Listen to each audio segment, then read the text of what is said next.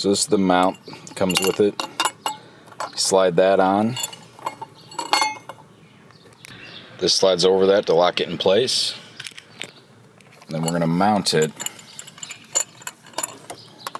right against. We're going to drill through that little plastic part. We're going to mount it something like that.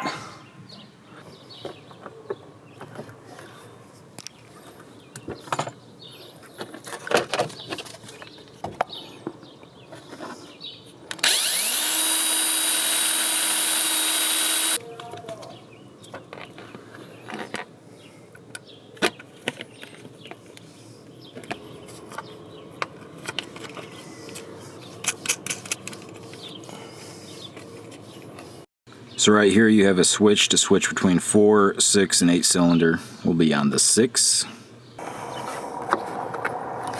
So this wasn't sitting quite flush, so I had to chop the rest of that screw off so it would sit. Now it will sit flush.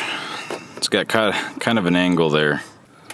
I'm eye level here now, so it's a little better. But I'm gonna tuck these cords behind here, run these under and through here.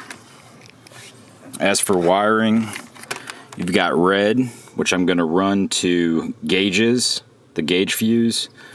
White, which you're supposed to run to like a dimmer switch so it can illuminate if it's dark. Green goes to the negative of your distributor.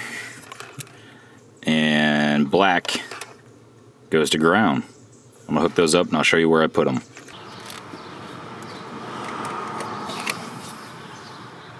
Oh, there you go. Okay. Thank you. Here's the connector that comes with it. You put the green wire in the one where it only goes so far and gets stopped by the red plastic, and then you run the other negative lead, which is going to be this white and black wire. Here, man. Splice it right there. So I ended up running red, just right in with the fuse on the radio. The black ground, I ground it out right here on that bolt.